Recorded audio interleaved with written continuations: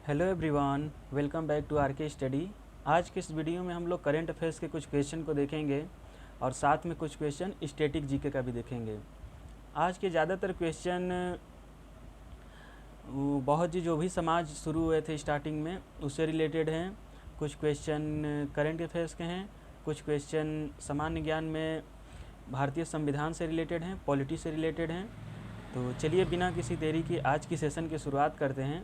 आज का हमारा सबसे पहला क्वेश्चन है, WPL सीजन 1 के फाइनल में WPL जो कि वुमेन प्रीमियर लीग है, IPL जैसे मेल के लिए है वैसे WPL फीमेल के लिए है। तो WPL सीजन 1 के फाइनल में कौन सी टीम विजेता रही? बेंगलोर, मुंबई इंडियन, दिल्ली कैपिटल या फिर यूपी वॉरियर्स। तो आप लोग क्रिकेट देखते होंगे, IPL WPL देखते होंगे। तो कल फाइनल था WPL का, किसके बीच में? दिल्ली और मुंबई इंडियन के बीच में, जिसमें से कि विनर कौन सी बनी? Mumbai Indian team.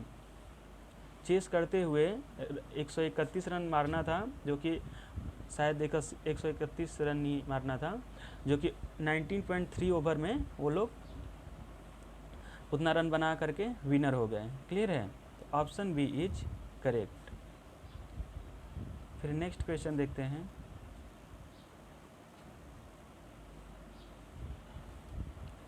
WPL season 1 के फाइनल में कौन सी टीम उपविजेता रही? मैं पहले ही बताया कि मुंबई इंडियन और दिल्ली कैपिटल के बीच में फाइनल मैच था। तो मुंबई क्या है? विनर है। तो उपविजेता कौन सी टीम हुई? दिल्ली कैपिटल। तो option C is correct. Clear है? फिर नेक्स्ट क्वेश्चन देखते हैं। भारत में पहली बार अंतर्राष्ट्रीय UPI भुगतान सेवा प्रारंभ करने की घोषणा किस भुगतान ऐप द्वारा की गई? जो UPI पेमेंट हम लोग यूज करते हैं, फ़ोन पे, गूगल पे, अमेज़ॉन पे, अब तो व्हाट्सएप पे भी आ गया है। तो वही पूछ रहा है कि सर्वप्रथम किस ऐप के द्वारा UPI पेमेंट यूज हुआ था? UPI का फुल नेम होता है यूनिफाइड पेमेंट इंटरफेस। क्लियर है? Unified payment interface. ये जो हिंदी में भुगतान लिखा है उसका इंग्लिश में मीन्स क्या होता है? पेमेंट। फ़ोन पे, गूगल पे, अमेज़ॉन पे या फिर पेटीएम।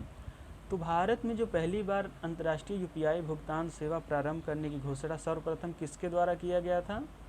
फ़ोन पे के द्वारा। Option A is correct. Clear है? फिर नेक्स्ट क्वेश्चन देखते हैं। RBI द्वारा रेपो रेट में 0.25 की बढ़ोतरी की गई है।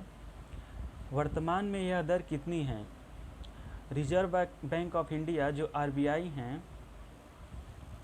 RBI reserve bank of India, इनके द्वारा रेपो रेट में 0.25 अंकों की बढ़ोतरी की गई है। तो वर्तमान में यह दर कितनी है? 6%, 7%, 8% या फिर 6.5%? 6.50%। तो जो वर्तमान में बढ़ोतरी होकर के हुई है रेपो रेट की, वो कितनी हो गई है? 6.50। Option D is correct. फिर नेक्स्ट क्वेश्चन देखते हैं। ब्रह्म समाज की स्थापना कब हुई? कौन सी ईस्वी में ब्रह्म समाज की स्थापना हुई थी? 1930, 1857, 1800 या फिर 1828? तो इस क्वेश्चन का राइट आंसर क्या होगा? 1828 में। Option D is correct. Clear है? फिर नेक्स्ट क्वेश्चन देखते हैं। सती प्रथा का अंत कब हुआ था? बहुत ही क्या बताएं, पहले की प्रथा थी सती प्रथा।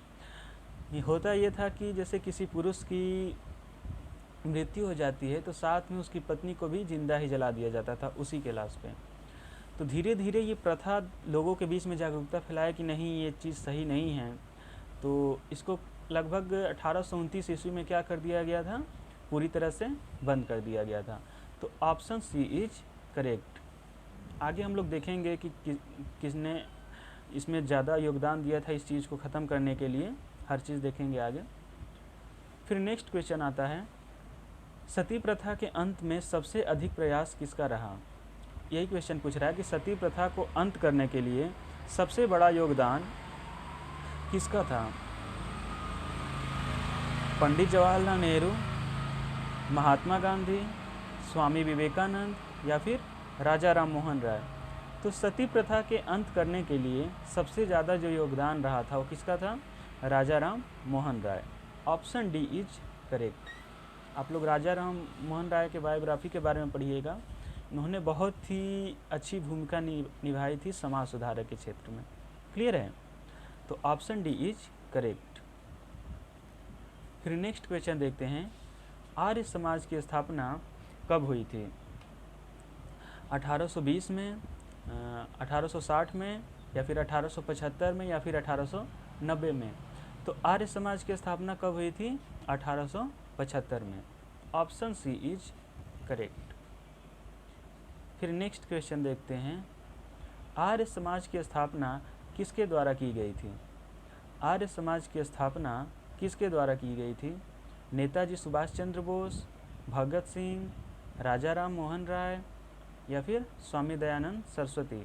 तो आर्य समाज की स्थापना किसके द्वारा की गई थी? स्वामी दयानंद सरस्वती जी के द्वारा। Option D is correct. फिर नेक्स्ट क्वेश्चन देखते हैं, सत्यार्थ प्रकाश की रचना किसके द्वारा की गई थी? सत्यार्थ प्रकाश बहुत ही फेमस है। इनकी रचना किसके द्वारा की गई थी? दयानंद सरस्वती, महात्मा गांधी, सरदार पटेल या फिर राजा Ram Mohan Roy?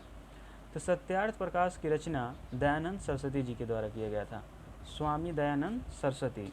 Option A is correct. फिर नेक्स्ट क्वेश्चन देखते हैं, वेदों की ओर लौटो का नारा किसने दिया था? मीन्स कि वेद की ओर लौटना, इस बारे में नारा किसने दिया था? स्वामी दयानंद सरस्वती, पंडित जवाहरलाल नेहरू, कबीरदास या फिर वेद व्यास? कि वेदों की ओर लौटो, ये नारा भी किसने दिया था? दयानंद सरस्वती जी ने। तो option A is correct. Clear है? फिर नेक्स्ट क्वेश्चन आता है,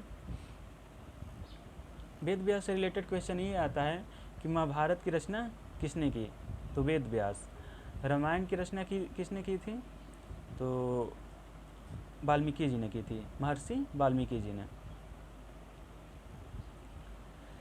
फिर नेक्स्ट क्वेश्चन आता है, रामकृष्ण मिशन की स्थापना किसके द्वारा की गई थी?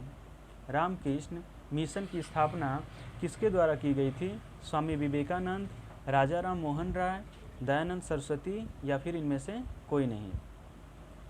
तो रामकृष्ण मिशन का स्थापना किसके द्वारा किया गया था? स्वामी विवेकानंद जी के द्वारा। स्वामी विवेकानंद जी से रिलेटेड एक बहुत ही अच्छी रोचक तथ्य है। एक बार ये किसी विदेशी दौरे पे गए थे, शायद इंग्लैंड या इधर ही शायद गए थे। तो वहाँ पे क्या हुआ कि एक लड़की इनको देख कर बोली कि मुझे आप ही की तरह लड़का चाहिए। क्लियर है? स्वामी विवेकानंद जी बहुत अच्छे थे, उनका थिंकिंग भी बहुत अच्छी थी।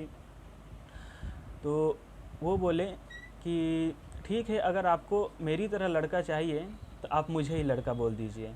क्लियर है? उस लड़की का मन था कि स्वामी विवेकानंद जी से वो शादी करें, लेकिन स्वामी विवेकानंद जी कितना अच्छा आंसर दिए कि अगर तुमको मेरे तरह लड़का चाहिए तो आप मुझे बेटा बोल दो, मैं तुमको माता बोल देता हूँ। और हाथ जोड़ करके वहाँ से वो निकल गए।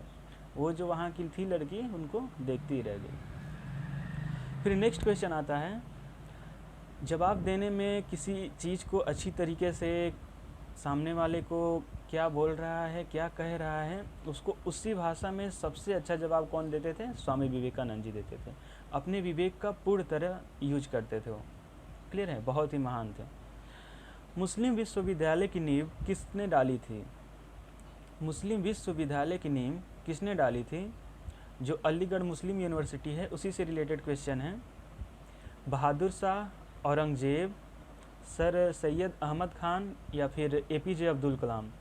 तो मुस्लिम विश्वविद्यालय की नींव किसके द्वारा डाली गई थी? Sir Syed Ahmad Khan. Option C is correct. APJ Abdul Kalam से रिलेटेड क्वेश्चन आता है। ये भारत के मिसाइल मैन कहे जाते हैं, doctor APJ Abdul Kalam. And इनका एक बहुत ही फेमस बुक है the wings of fire. The wings of fire.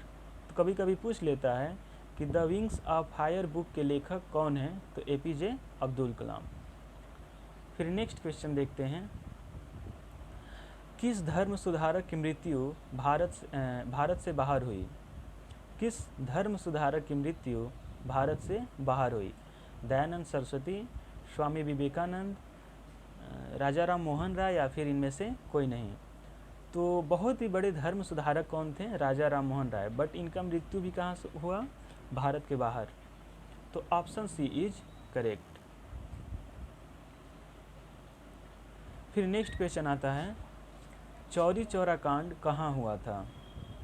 Chauri Chaura कांड कहाँ हुआ था? बलिया, गोरखपुर, अमृतसर या फिर लखनऊ? तो जो चौरी चौरा कांड हुआ था वो कहाँ हुआ था? गोरखपुर में हुआ था। उत्तर प्रदेश के गोरखपुर डिस्ट्रिक्ट में चौरी चौरा कांड हुआ था। फिर अमृतसर में क्या हुआ था? जालियांवाला बाग। फिर नेक्स्ट क्वेश्चन आता है, उज्ज्वला योजना से रिलेटेड क्वेश्चन पूछ लेता है कि उज्ज्वला योजना किस जिले से शुरुआत हुआ था पीएम मोदी जी के द्वारा? तो बलिया, उत्तर प्रदेश। उज्ज्वला योजना जो फर्स्ट आया था। फिर यूपी की राजधानी तो आप लोग को पता होगा, लखनऊ। फिर नेक्स्ट क्वेश्चन आता है, उत्तर प्रदेश की राजधानी कहाँ है? तो अभी जस्ट बताया कहाँ पे है? Lucknow. Option B is correct. Lucknow जो है वो किस नदी के किनारे है? गोमती नदी के किनारे। अयोध्या किस नदी के किनारे है? सरयू नदी के किनारे। प्रयागराज किस नदी के किनारे हैं? गंगा नदी के किनारे। कानपुर किस नदी के किनारे हैं? गंगा नदी के किनारे। क्लियर है? खैर प्रयागराज जो इलाहाबाद है इनको संगम नगरी भी बोला जाता है, जहाँ पे गंगा यमुना सरस्वती नदी का संगम होता है। फिर वाराणसी किस नदी के किनारे हैं? तो गंगा। तो कभी कभी पूछ लेता है जो फेमस डिस्ट्रिक्ट हैं वो किस नदी के किनारे हैं। आगरा का पूछ लेता है, न्यू दिल्ली पूछ लेता है, यमुना। फिर मथुरा पूछ लेता है, वो भी यमुना नदी के किनारे। ये स्टैच्यू ऑफ यूनिटी जो बना है, आयरन मैन ऑफ इंडिया हमारे सरदार पटेल जी जो थे, सरदार वल्लभ भाई पटेल, तो उनका पूछ लेता है कि मूर्ति किस नदी के किनारे बना है? तो नर्मदा नदी के किनारे। फिर नेक्स्ट क्वेश्चन आता है, भारतीय संविधान कब बनकर तैयार हो गया था? भारतीय संविधान जो इंडियन कॉन्स्टिट्यूशन है वो कब बन कर के तैयार हो गया था? 24 नवंबर 1949, 26 नवंबर 1950, 26 नवंबर 1949 या फिर 15 अगस्त 1945? तो जो भारतीय संविधान है वो 26 नवंबर 1949 को बन के तैयार हो गया था। उसी उपलक्ष्य में 26 नवंबर को क्या मनाया जाता है? संविधान दिवस मनाया जाता है। लेकिन लागू कब हुआ था? तो 26 जनवरी 1950 को। क्लियर है? भारत के विकास में, भारत के लोगों की स्वतंत्रता में, किसी भी चीज़ के अधिकार में, क्लियर है, हर चीज़ में सबसे बड़ी जो भूमिका है वो कौन निभाता है? संविधान। सबसे सर्वोच्च हमारे भारत का क्या है? संविधान ही है। तो ऑप्शन सी इज करेक्ट। फिर नेक्स्ट क्वेश्चन आता है, सत्य शोधक समाज की स्थापना किसके द्वारा की गई थी? सत्य शोधक समाज से रिलेटेड क्वेश्चन है, किसके द्वारा की गई थी? राजा राम मोहन राय, ज्योतिबा फूले, इंदिरा गांधी या फिर महात्मा गांधी? तो सत्य शोधक समाज की स्थापना किसके द्वारा किया गया था? ज्योतिबा फूले जी के द्वारा। वुमेन की जो एम्पावरमेंट है उनमें सबसे बड़ी भूमिका कौन निभाई थी? ज्योतिबा फूले। क्लियर है? किसान के विकास में, किसान के से रिलेटेड जागरूकता के बारे में कौन फेमस थे? चौधरी चरण सिंह। उनकी जन्म तिथि पे मनाया जाता है 23 दिसंबर को किसान दिवस। क्लियर है? तो फिर नेक्स्ट क्वेश्चन देखते हैं, भारत में दास प्रथा को कब अवैध घोषित कर दिया गया था? भारत में दास प्रथा को, पहले अजीब गरीब प्रथा चलते थे। आप लोग सुनेंगे तो सोचेंगे कि यही भारत देश में ही था। मतलब कोई गिरा हुआ था तो एकदम गुलाम की तरह हम बिल्कुल नीचे गिर गया था, और कोई उठा था तो बिल्कुल ही राजा की तरह उठा था। इस तरह से पहले की प्रथा थी। समानता नाम की तो कोई चीज़ ही नहीं थी। जब से भारत में भारतीय संविधान आया था तब जाकर के लोगों में जागरूकता हुई, तब जाके कुछ, आज भी भेदभाव होता है लेकिन उस हद तक नहीं होता है जितना पास्ट में हुआ है। तो इस क्वेश्चन में पूछ रहा है कि भारत में दास प्रथा को कब अवैध घोषित कर दिया गया था? 1843 में, 1800 में, 1850 में या फिर 1900 में?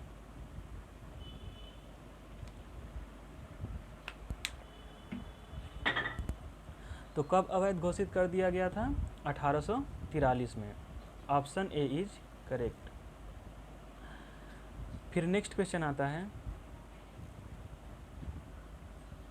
भारत में अंग्रेजी शिक्षा की व्यवस्था किसके द्वारा की गई थी? बहुत ही इंपॉर्टेंट क्वेश्चन है कि भारत में सर्वप्रथम अंग्रेजी शिक्षा की, इंग्लिश एजुकेशन की व्यवस्था किसके द्वारा की गई थी? विलियम बेंटिक द्वारा, लॉर्ड कैनिंग द्वारा, या फिर उपरोक्त दोनों, या फिर इनमें से कोई नहीं? तो भारत में अंग्रेजी शिक्षा की व्यवस्था सर्वप्रथम किसके द्वारा किया गया था? विलियम बेंटिक द्वारा। Option A is correct. Next question आता है, वेदों में संपूर्ण सच्चाई निहित है, यह कथन किसने कहा है? कि वेदों में संपूर्ण सच्चाई निहित है, मीन्स कि वेद जो हैं उसमें संपूर्ण सच्चाई दिया गया है। ये लाइन को किसने कहा था? राजा राम मोहन राय, सरदार पटेल, बाबा साहेब भीमराव अंबेडकर, या फिर स्वामी दयानंद सरस्वती? तो ये लाइन किसने कहा था? Raja Ram Mohan Roy. Option A is correct. Sardar Patel बताया है कि भारत के लौह पुरुष, आयरन मैन ऑफ इंडिया माने जाते हैं। भारतीय संविधान के जनक इनको कहा जाता है, बाबा साहेब भीमराव अंबेडकर को। भारत के प्रथम कानून मंत्री भी कौन थे? बाबा साहेब भीमराव अंबेडकर। एंड स्वामी दयानंद सरस्वती से रिलेटेड क्वेश्चन तो बताया ही। फिर नेक्स्ट क्वेश्चन आता है, प्रार्थना समाज की स्थापना किसके प्रेरणा से फलस्वरूप शुरू हुई? प्रार्थना समाज की स्थापना किसकी प्रेरणा से फलस्वरूप शुरू हुई? ईश्वर चंद्र सेन, केशव चंद्र सेन, ज्योतिबा फूले, या फिर उपरोक्त सभी? तो इस क्वेश्चन का राइट आंसर क्या होगा? Keshav Chandra Sen. Option B is correct. Next question देखते हैं, आगरा का किला कहाँ स्थित है? आगरा का किला कहाँ स्थित है? उत्तर प्रदेश, बहुत ही सिंपल क्वेश्चन है, महाराष्ट्र, तमिलनाडु, या फिर पंजाब? तो हम सभी जानते हैं कि आगरा कहाँ पे है? उत्तर प्रदेश में है, तो किला भी उत्तर प्रदेश में ही होगा। तो option A is correct. Agra में बहुत ही एक फेमस है ताजमहल, ताजमहल भी बहुत ही फेमस है। फिर नेक्स्ट क्वेश्चन आता है, गेटवे ऑफ इंडिया कहाँ स्थित है? गेटवे ऑफ इंडिया कहाँ स्थित है? इस क्वेश्चन को इसलिए एराइज किया कि कभी कभी कन्फ्यूजन हो जाता है कि इंडिया गेट कहाँ है और गेटवे ऑफ इंडिया कहाँ है। इंडिया गेट तो हम लोग को पता है कि नई दिल्ली में है, कुछ लोग गेटवे ऑफ इंडिया को भी कहते हैं कि नई दिल्ली में ही है। तो इसलिए क्वेश्चन को लिया कि कंफ्यूज नहीं होना है। गेटवे ऑफ इंडिया मुंबई में स्थित है। इंडिया गेट कहाँ पे है? नई दिल्ली में है। लाल किला भी नई दिल्ली में है। कुतुब मीनार भी कहाँ पे है? नई दिल्ली में है। लोटस टेम्पल भी कहाँ पे है? नई दिल्ली में है। तो ऑप्शन ए इज करेक्ट। फिर नेक्स्ट क्वेश्चन आता है, एलोरा की गुफाएं कहाँ स्थित हैं? बहुत ही फेमस गुफा है। एलोरा की गुफा कहाँ स्थित है? महाराष्ट्र, कर्नाटक, असम, या फिर उत्तराखंड? तो एलोरा की गुफाएं कहाँ स्थित हैं? महाराष्ट्र में। Option A is correct. Next question आता है, कोणार्क का सूर्य मंदिर कहाँ स्थित है? बहुत ही फेमस सूर्य मंदिर है कोणार्क का सूर्य मंदिर कहाँ स्थित है?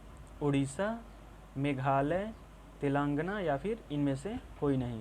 तो जो कोणार्क का सूर्य मंदिर है वो कहाँ पे है? उड़ीसा में है। यहाँ पे सूर्य भगवान की पूजा होती है। Option A is correct. Meghalaya की राजधानी कहाँ पे है? शिलांग में। सबसे ज़्यादा वर्षा कहाँ होता है? शिलांग में। तेलंगाना की राजधानी हैदराबाद। क्लियर है? फिर नेक्स्ट क्वेश्चन देखते हैं, बांस से रिलेटेड एक क्वेश्चन किसी एग्जाम में पूछा हुआ था, एसएससी में शायद, कि बांस से रिलेटेड एक उत्सव मनाया जाता है, वो कहाँ पे मनाया जाता है? तो मेघालय में मनाया जाता है। फिर नेक्स्ट क्वेश्चन देखते हैं, कान्हा राष्ट्रीय उद्यान कहाँ स्थित है? कान्हा राष्ट्रीय उद्यान कहाँ स्थित है? उत्तर प्रदेश, मध्य प्रदेश, राजस्थान या फिर गुजरात। तो कान्हा राष्ट्रीय उद्यान कहाँ स्थित है? मध्य प्रदेश में। Option B is correct. फिर एक कुनो राष्ट्रीय उद्यान भी पूछ लेता है, जहाँ पे चीते को लाया गया था नामीबिया से, वो भी कहाँ पे है? मध्य प्रदेश में है। अभी दक्षिण अफ्रीका के साथ एक समझौता किया गया है, वहाँ से लास्ट सेशन में इस क्वेश्चन को हम लोग डिस्कस किए थे कि वहाँ से 100 चीतों को और लाया जाएगा। ये ऐसा इसलिए हो रहा है कि भारत में चीतों की बहुत कमी थी। कमी क्या मतलब, ना के बराबर चीता थे, इस वजह से क्या हो रहा है, दूसरे देशों से लाया जा रहा है। फिर नेक्स्ट क्वेश्चन आता है कि दुधवा राष्ट्रीय उद्यान भारत के किस राज्य में स्थित है? दुधवा राष्ट्रीय उद्यान भारत के किस राज्य में स्थित है? उत्तर प्रदेश, तमिलनाडु, आंध्र प्रदेश या फिर अरुणाचल प्रदेश। तो दुधवा राष्ट्रीय उद्यान वो कहाँ स्थित है? उत्तर प्रदेश में। Option A is correct. Andhra Pradesh से रिलेटेड बहुत ही इंपॉर्टेंट क्वेश्चन आ सकता है कि आंध्र प्रदेश के जो सीएम हैं वह अपने राज्य का राजधानी जो है वो कहाँ शिफ्ट करने वाले हैं? विशाखापट्टनम। तो इससे रिलेटेड क्वेश्चन पूछ देता है। अरुणाचल प्रदेश से रिलेटेड क्वेश्चन ये पूछ देता है कि भारत का सबसे पूर्वी राज्य कौन सा है? तो अरुणाचल प्रदेश। भारत का सबसे पश्चिमी राज्य कौन सा है? तो गुजरात। क्लियर है? केवलादेव राष्ट्रीय उद्यान कहाँ स्थित है? केवलादेव राष्ट्रीय उद्यान कहाँ स्थित है? उत्तर प्रदेश, राजस्थान, पंजाब या फिर बिहार। तो केवलादेव राष्ट्रीय उद्यान कहाँ स्थित है? राजस्थान में। गुजरात से रिलेटेड राष्ट्रीय उद्यान पूछ लेता है कि गिर पर्वत या फिर गिर राष्ट्रीय उद्यान कहाँ स्थित है? तो गुजरात में। वहाँ गिरनार पर्वत है, बहुत ही फेमस, बहुत ही शेर पाए जाते हैं वहाँ। जैसे कि पूछ देता है कि शेरों का पर्वत किसे कहा जाता है, या फिर शेरों की राष्ट्रीय उद्यान कौन सा है? तो गिरनार पर्वत। फिर नेक्स्ट क्वेश्चन आता है कि काजीरंगा राष्ट्रीय उद्यान कहाँ स्थित है? काजीरंगा राष्ट्रीय उद्यान कहाँ स्थित है? असम, मेघालय, गोवा या फिर सिक्किम। तो जो काजीरंगा राष्ट्रीय उद्यान है ये कहाँ स्थित है? असम में। असम में स्थित है। असम की राजधानी दिसपुर। यहाँ के सीएम कौन है? हेमंत बिस्वा शर्मा। फिर नेक्स्ट क्वेश्चन आता है, सुंदरवन राष्ट्रीय उद्यान कहाँ स्थित है? सुंदरवन राष्ट्रीय उद्यान कहाँ स्थित है? पश्चिम बंगाल, उत्तर प्रदेश, पश्चिम बंगाल, पंजाब या फिर उत्तराखंड। तो सुंदरवन राष्ट्रीय उद्यान कहाँ स्थित है? पश्चिम बंगाल में, वेस्ट बंगाल में। फिर नेक्स्ट क्वेश्चन को देखते हैं। वर्तमान में पश्चिम बंगाल के मुख्यमंत्री कौन हैं? वर्तमान में पश्चिम बंगाल के मुख्यमंत्री कौन हैं? भूपेंद्र पटेल, नीतीश कुमार, ममता बनर्जी या फिर पुष्कर सिंह धामी। तो पश्चिम बंगाल के सीएम कौन हैं? Mamata Banerjee. Option C is correct. Gujarat राज्य के सीएम कौन हैं? भूपेंद्र पटेल, बिहार के नीतीश कुमार एंड उत्तराखंड के पुष्कर सिंह धामी। मध्य प्रदेश से रिलेटेड क्वेश्चन पूछता है सीएम से, तो शिवराज सिंह चौहान।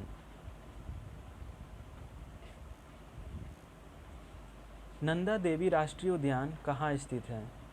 नंदा देवी राष्ट्रीय उद्यान कहाँ स्थित है? उत्तराखंड, उत्तर प्रदेश, झारखंड या फिर उड़ीसा। तो नंदा देवी राष्ट्रीय उद्यान कहाँ स्थित है? उत्तराखंड में।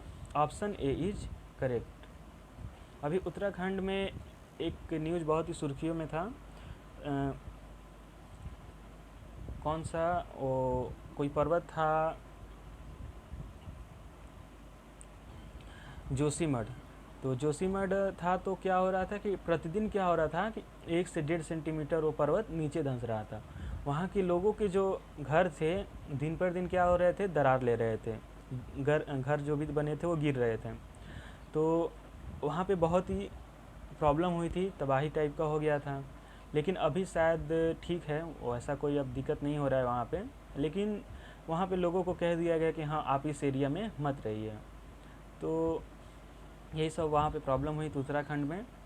फिर नेक्स्ट क्वेश्चन देखते हैं, झारखंड से रिलेटेड क्वेश्चन क्या आता है, झारखंड की राजधानी कहाँ है, रांची। सबसे ज़्यादा जो कोल निकलता है, कोयला, वो कहाँ से निकलता है, झारखंड से निकलता है। क्लियर है। फिर नेक्स्ट क्वेश्चन देखते हैं, खजुराहो का प्रसिद्ध मंदिर कहाँ स्थित है, उत्तर प्रदेश, मध्य प्रदेश, तमिलनाडु या फिर गोवा। तो खजुराहो का जो प्रसिद्ध मंदिर है वो कहाँ पे है, मध्य प्रदेश में। आप लोग कभी ट्रेन से राजस्थान या फिर गुजरात साइड सफ़र कीजिएगा तो ट्रेन एमपी होते हुए जाती है, तो बीच में खजुराहो का मंदिर भी आता है। तो मध्य प्रदेश जाइएगा तो दर्शन तो कर ही लीजिएगा, लेकिन अगर आप लोग उस आगे के लिए भी जाएंगे तो उसी रास्ते से जाती है, खजुराहो करके एक स्टेशन आता है, खजुराहो जंक्शन। तो कहाँ पे है, मध्य प्रदेश में। Option B is correct. Tamil Nadu और बिहार में कुछ ऐसे विवाद हुआ था, तो तमिलनाडु से रिलेटेड क्वेश्चन पूछ सकता है कि वहाँ के सीएम कौन हैं, तो एमके स्टैलिन। फिर नेक्स्ट क्वेश्चन देखते हैं, निम्नलिखित में से कौन सा एक केंद्र शासित प्रदेश नहीं है, यूटी, यूनियन टेरिटरीज नहीं है। आप लोग को पता होगा कि भारत में टोटल अभी यूटी की कितनी संख्या है, 8, केंद्र शासित प्रदेश 8 हैं, और राज्यों की संख्या कितनी हो गई है, 28। तो ये क्वेश्चन में ये पूछ रहा है कि निम्नलिखित में से कौन सा एक केंद्र शासित प्रदेश नहीं है, चंडीगढ़, नई दिल्ली, उत्तर प्रदेश या फिर दमन एंड दीव। तो उत्तर प्रदेश हम लोग को पता है क्या है, एक राज्य है, यूटी नहीं है, लेकिन चंडीगढ़, नई दिल्ली, दमन एंड दीव, लद्दाख, उसको अंडमान एंड निकोबार, ये सभी क्या हैं, यूटी है, एक केंद्र शासित प्रदेश है। तो ऑप्शन सी इज करेक्ट। फिर नेक्स्ट क्वेश्चन आता है कि वर्तमान में भारत के कुल कितने केंद्र शासित प्रदेश हैं। तो अभी जस्ट बताया कितने केंद्र शासित प्रदेश हैं, 8। पहले कितने थे, 9। लेकिन जब संविधान बना था उस टाइम कितने केंद्र शासित प्रदेश थे, 6। फिर नेक्स्ट क्वेश्चन देखते हैं,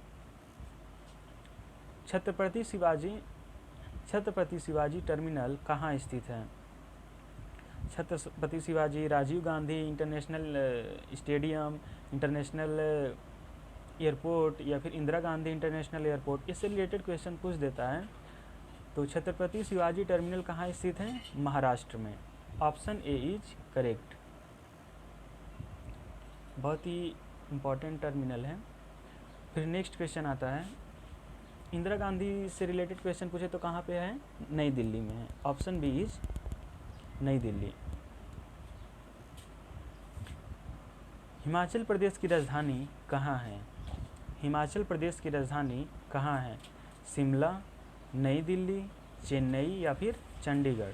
तो हिमाचल प्रदेश की राजधानी कहाँ पे है, शिमला में। Option A is correct. अभी हाल ही में हिमाचल प्रदेश में इलेक्शन हुआ था, तो वहाँ के न्यू सीएम कौन नियुक्त हुए हैं, Sukhvinder Singh Sukhu. Option A is correct. फिर नेक्स्ट क्वेश्चन आता है, किस अनुच्छेद में नागरिकता संबंधी प्रावधान है।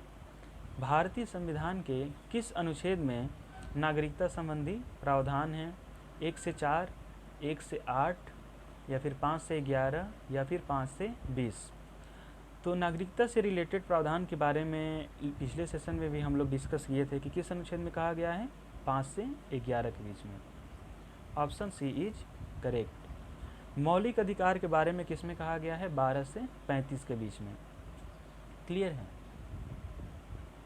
फिर नेक्स्ट क्वेश्चन देखते हैं, संविधान की आत्मा किस अनुच्छेद को कहा जाता है। ये क्वेश्चन को बार बार रिपीट करता हूँ कि संविधान का आत्मा किस अनुच्छेद को कहा जाता है, अनुच्छेद 10, अनुच्छेद 32, अनुच्छेद 40 या फिर अनुच्छेद 45।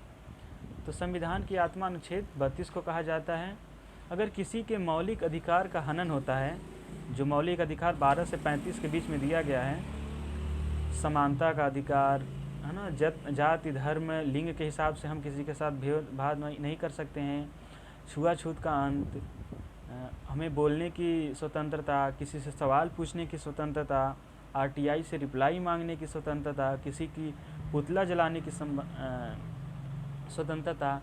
तो ये सभी चीज़ों में कोई भी अगर आपकी स्वतंत्रता को हनन करता है तो आप क्या कर सकते हैं, अनुच्छेद के 32 के तहत क्लेम कर सकते हैं सुप्रीम कोर्ट के में जा कर के, या फिर अगर सुप्रीम कोर्ट आपके राज्य से दूर है तो आप 226 यूज करके हाई कोर्ट भी जा सकते हैं। इस वजह से अनुच्छेद 32 को क्या कहा जाता है, आत्मा कहा जाता है। इसमें 5 प्रकार की रीट जारी होता है। फिर नेक्स्ट क्वेश्चन आता है, ये क्वेश्चन का आंसर आप सभी कमेंट में बताइएगा। तनमुनि अधिकरण नाखिए मत। नेक्स्ट क्वेश्चन आता है कि नौकरियों तथा शैक्षणिक संस्थानों में समाज के कमजोर वर्गों के लिए आरक्षण उपबंध कराने के लिए केंद्र सरकार को कौन सा अनुच्छेद अधिकार प्रदान करता है। फिर से देखते हैं कि नौकरियों तथा शैक्षणिक संस्थानों में, क्लियर है, समाज के कमजोर वर्गों के लिए आरक्षण या फिर रिजर्वेशन उपबंध कराने के लिए केंद्र सरकार को कौन सा अनुच्छेद अधिकार प्रदान करता है। नौकरी एंड शैक्षणिक संस्था में कोई भी समाज का जो पिछड़ा वर्ग है या फिर कमज़ोर वर्ग है उसको उस चीज़ का अधिकार प्रदान करने के लिए किस अनुच्छेद में ऐसा उपबंध दिया गया है। अनुच्छेद 5, अनुच्छेद 6, अनुच्छेद 7 या फिर अनुच्छेद 10। तो कौन से आर्टिकल में दिया गया है, अनुच्छेद 6 में। Option B is correct. फिर आज का ये लास्ट क्वेश्चन देखते हैं और इस क्वेश्चन का आंसर आप सभी कमेंट में बताइएगा कि भारतीय संविधान के किस अनुच्छेद को संविधान की रीढ़ कहा जाता है। भारतीय संविधान के किस अनुच्छेद को संविधान की रीढ़ कहा जाता है। अनुच्छेद 15, अनुच्छेद 19, अनुच्छेद 32, अनुच्छेद 5। तो इसका आंसर आप सभी कमेंट में बताइएगा। ये क्वेश्चन को ऑलरेडी करा चुका हूँ पिछले वाले सेशन में, तो इसका आंसर आप सभी कमेंट में बताइएगा। आज का सेशन कैसा था ये भी बताइएगा। मिलते हैं नेक्स्ट सेशन में, तब तक के लिए बस इतना ही। Thank you everyone.